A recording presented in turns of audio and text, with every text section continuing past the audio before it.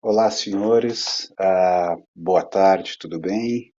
Meu nome é Dani, eu vou bater um papo rápido com vocês sobre esse movimento que a gente está vivendo de Open Innovation, de Open Banking, Open Insurance. Eu estou listando aqui como OpenX, a era dos dados abertos, a era do compartilhamento de dados. A gente vai tentar aqui, nesse tempinho que a gente tem, discutir um pouquinho quais são os motivadores desse movimento que está acontecendo, entender quais são as principais características do ponto de vista de segurança desse compartilhamento, os ecossistemas, as tecnologias que estão envolvidas dentro desse processo e as implicações para a gente que trabalha com segurança, que trabalha com privacidade, tentando discutir de forma muito prática, de muito objetiva, quais são os controles, quais são as práticas de segurança aplicada. Agradeço muito a disposição de tempo de vocês para essa nossa conversa e vamos lá, vamos com tudo. Bom, meu nome é Dani, eu sou um dos cofundadores da Tenti, né, uma empresa focada em segurança da informação em ambientes de nuvem, em ambientes ágeis. Tenho mais de 24 anos de experiência em segurança da informação, com meus cabelos brancos que vocês devem estar vendo não esconde muito. Tive a oportunidade de ser um dos líderes da prática de cybersecurity na Deloitte, na Kroll do Brasil, período muito bacana da minha vida, e fui um dos primeiros QA6 do Brasil, ou seja, aplicando PCI, já colocando segurança em cima de cadeia de suprimentos, em cima de dados compartilhados, e um pioneiro em projetos de adequação LGPD, que não eram projetos só de papel. Vamos com tudo, vamos para a nossa palestra. Ela tem uma agenda que contempla a gente primeiro entender um pouquinho o contexto, como é que nasce o conceito de Open Innovation, de Open Banking e assim por diante, histórico, motivadores. Vamos falar de Open Banking, vamos falar do regulado versus não regulado e, finalmente, vamos discutir um pouquinho gestão de riscos em cima disso.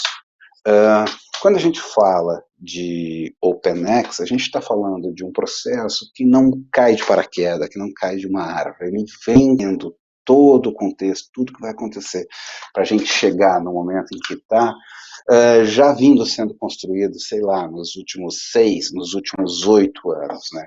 A gente vê, do ponto de vista de innovation, cada vez mais tu já tendo um compartilhamento de dados já na hora que tu vai acessar a Folha e que tu tem a oportunidade de a Folha coletar dados direto do teu Facebook ou direto do teu Google, sempre buscando agilidade.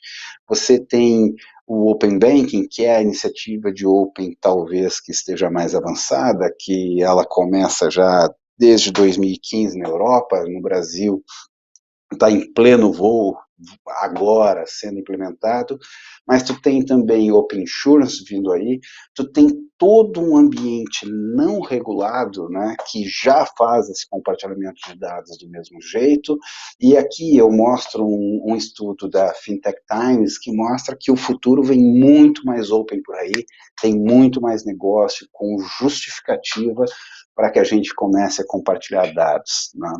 Eu acho que talvez o mais legal é destacar o que são os motivadores, o que eu imagino como motivadores desse processo. Eu acho, primeiro, claramente, uma diminuição de barreira de entrada de novos concorrentes, né? A gente está vendo, então, cada vez mais gente oferecendo serviços com características diferentes, trazendo ganhos para quem está contratando esse serviço.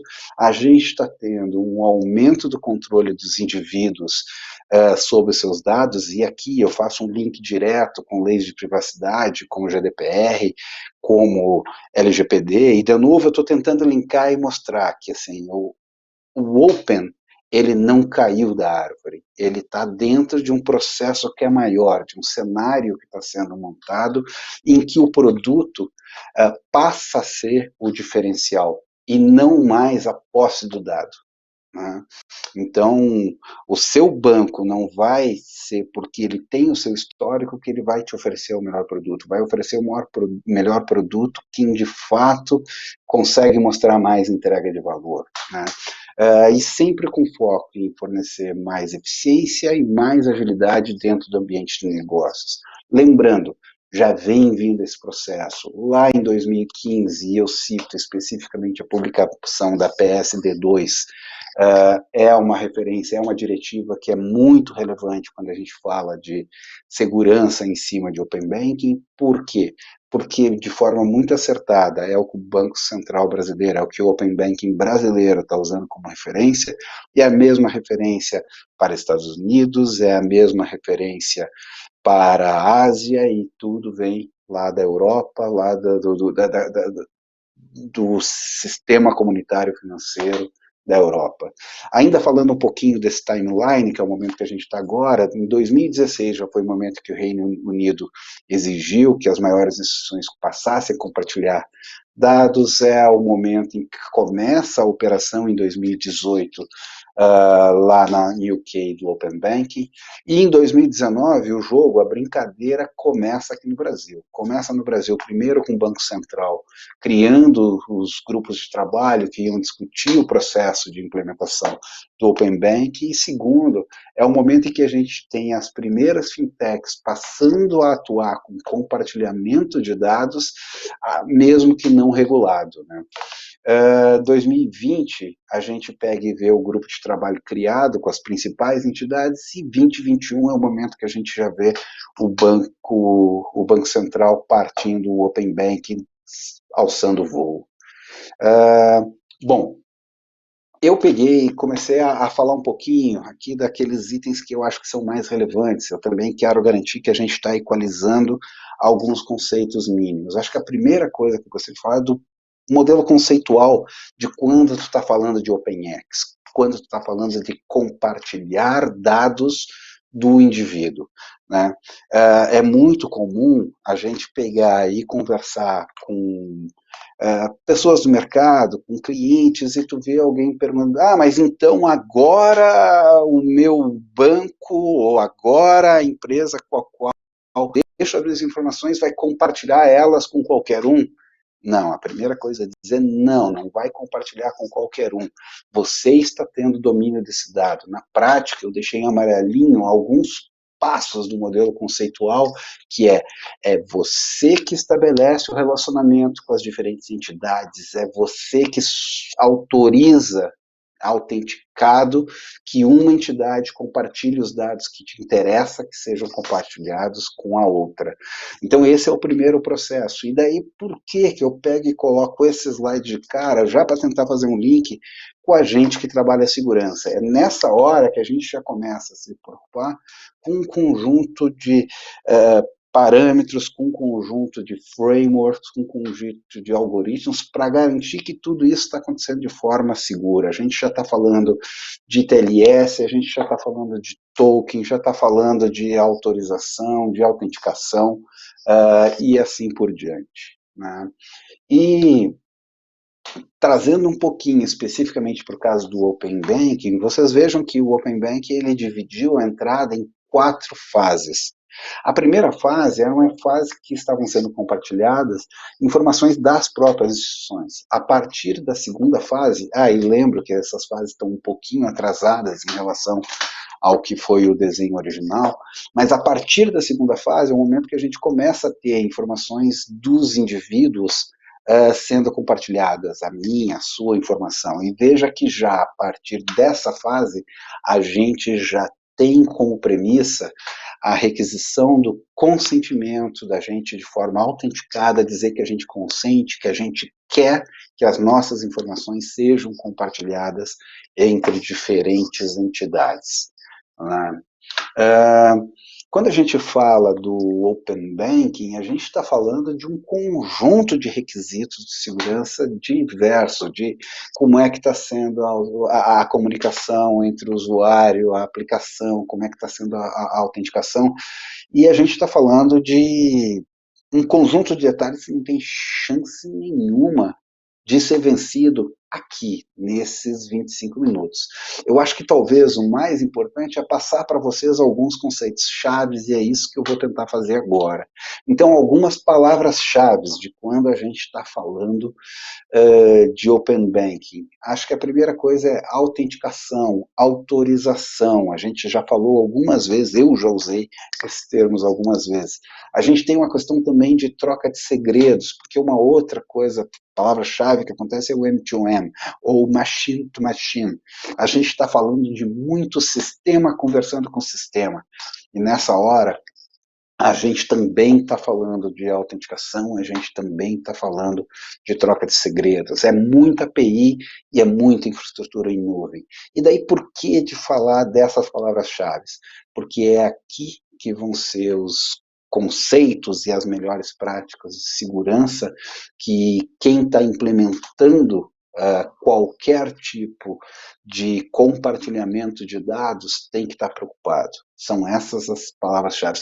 Mas onde é que eu vou buscar aquele detalhe? Bom, falando especificamente de Open Banking, e eu vou ser mais amplo de novo, falando de Open Innovation em geral, tu vai buscar sempre um conjunto de práticas que são comuns. Quando a gente fala de Open Banking no Brasil, então a grande referência é o FAP. O FAP, que é fortemente baseado no Alt 2.0 e no OpenID, quando a gente está falando de autorização, quando a gente está falando de identidade. Esses caras vão trazer o grau de detalhe que vocês precisam para fazer uma implementação bacana, uma implementação segura. Uma coisa legal, talvez, destacar aqui, é que tem um conjunto de coisas que o Banco Central considera obrigatória, e tem um outro conjunto de coisas que você pode ver na direita que o Banco Central coloca como opcionais, não necessariamente tem que ser implementadas. Então aqui eu estou tentando seguir essa linha, a linha do ensinar a pescar. Então a gente tem que se preocupar muito com a autorização, tem que se preocupar com a API, tem que se preocupar com a infraestrutura de nuvem, e a gente tem grandes referências em cima do FAP, do Alt 2.0 e do OpenID. Falando especificamente do Banco Central e das referências que o Banco Central dá, vocês vão ver que o Banco Central, para Open Banking, largou algumas normativas, tem que ter um pouco de cuidado, vejam que ele está muito vivo em relação às normativas. Por exemplo, a normativa 99 e 134, elas saíram em menos de 3 meses, então você tem que estar acompanhado. Aqui embaixo tem a URL, em que você pega e consegue buscar esse dado atualizado, e na própria normativa do Banco Central, ele já aponta um conjunto de referências. E aqui é o destaque que eu queria falar. Vejam que quando ele está falando de referências, está falando de LGPD, está falando de OWASP, está falando de SANS, de NIST, ou seja, um conjunto de frameworks, um conjunto de regulações, um conjunto de boas práticas de segurança que a gente que trabalha com segurança, com proteção, há muito tempo a gente já tem eles como referência. De novo citando, Open não cai de paraquedas de uma árvore, ele é uma evolução, ele está vindo, a gente já traz a bagagem para lidar bem com este cara. E informação importante aqui, está vivo, está sendo atualizado o tempo todo e ao mesmo tempo não relega o passado que a gente tem de fazer segurança. Né? Indo um pouquinho adiante aqui na nossa conversa, eu não vou pegar e não vou discutir todos os controles, todos os objetivos que estão sendo associados ao Open Banking. Eu estou seguramente falando, sei lá, de mais de 70 objetivos, a gente não ia conseguir vencer eles, mas a gente fala um pouquinho de algum deles que mais nos chamam a atenção. Né? Primeiro, vocês veem que tem toda uma seção que está falando de governança. Essa seção de governança, ela faz referência à LGPD, ela faz referência ao Bacen 4893. Então, o Open Bank ele não está desconectado resultado do que está acontecendo no resto do ambiente regulatório nacional. Então, faz referência, temos que atender a essas regulações para atender Open Banking. Ela faz referência à gestão de riscos cibernéticos, a boa prática de gestão de risco cibernético. E ela tem um conjunto de medidas de proteção, né? São 25, 26 controles de medida de proteção. A gente está falando de coisas como deve ser a segmentação de rede, de como deve ser a publicação de dado, como deve ser desenvolvimento seguro, análise de vulnerabilidade, as revisões periódicas de segurança, duplo fator de autenticação, patch, hardening. Veja que nada é novo. Já são práticas que a gente estava preocupado com CSC, com PCI DSS, com ISO e assim por diante. Aqui, mais uma vez, são demandas do Banco Central. A gente tem toda uma prática de detecção, acho que um destaque legal quando a gente fala de detecção é que ele se preocupa em te dar um conjunto de requisitos mínimos que são esperados de log em relação a este teu ambiente, e ele também te coloca a necessidade de monitoração. Ele tem uma outra seção que está falando de reação, que está falando de resposta a incidente, e dentro dessa seção de resposta a incidente, você tem que estar preparado, tudo aquilo que é clássico, ele ainda te fala de um conjunto de entidades que você precisa se comunicar em caso de um incidente, que é uma coisa que já tinha acontecido com a LGPD também. A diferença é que aqui a gente está falando de outras entidades, de entidades que estão associadas ao sistema financeiro brasileiro e que inclusive tem alguma coisa em comum com o que com o que a 4893 já nos dizia. Por último, a gente tem toda uma seção que é a parte de governança do Open Banking. Bom, estou seguindo adiante aqui, né? Então, acho que uma coisa legal a destacar, lá eu tinha deixado vermelho, no slide anterior, o ponto que era exposição de dados. Então, ter um storage, ter um armazenamento de dados publicado de forma indevida. Parece uma coisa muito básica. Mas eu acho legal dividir com vocês que nos trabalhos que a gente tem feito ajudando empresas a implementarem Open Banking, a implementarem estruturas de compartilhamento de dados e, vamos ser mais amplo, a fazerem segurança em cima de ambiente de nuvem, é super comum. Mais de 90% das vezes a gente identifica algum dado crítico, algum dado de negócio que está de forma equivocada, publicada para a internet. Vejam que esse incidente, e eu procurei só um, foi o primeiro que eu procurei, eu achei, é uma InsurTech, ou seja, é uma startup de seguros que expôs um volume, ou seja, alguns milhares de dados sensíveis, né, por causa de um problema de storage publicado equivocadamente. Cara, é o nosso dia a dia. Aqui, eu já estou falando de comentários finais. E em comentários finais, eu gostaria de destacar primeiro as melhores práticas, recados que eu já dei, que eu quero reforçar, as melhores práticas que a gente já trabalhava, que a gente já lidava, elas continuam presentes, elas continuam verdadeiras, elas continuam atuais, e mais do que isso, elas são referências para a implementação do Open Banking para o Banco Central. Né?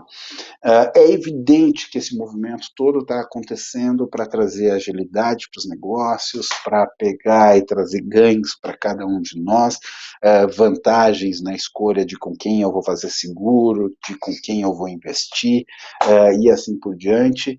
E a gente tem que se utilizar disso, não tem dúvida, mas a gente tem que estar ciente também que isso está acontecendo com eu multiplicando a minha janela de exposição. Se antes eu tinha um controlador, usando o termo da LGPD, no momento em que eu pego e compartilho o meu dado com uma nova entidade, ela não é um terceiro, ela é mais um controlador com esse dado, que também vai ter a sua cadeia de terceiros, de prestadores de serviços e assim por diante, de operadores na linguagem da LGPD, né? Tudo isso está aumentando a minha janela de exposição.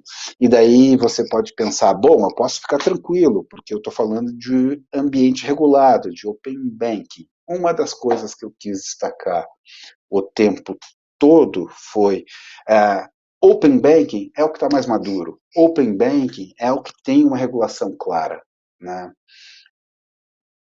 Mas, estão me avisando que falta só 5 minutinhos, acho que nem vou ter que correr tanto quanto eu esperava, mas vamos lá. Quando a gente está falando, então, de Open Banking, está um pouco mais maduro. Mas, na prática, mesmo quando fala de Open Banking, existe uma cadeia de operadores associadas a isso. Eu tenho um conjunto de serviços de compartilhamento de dados que não são regulados.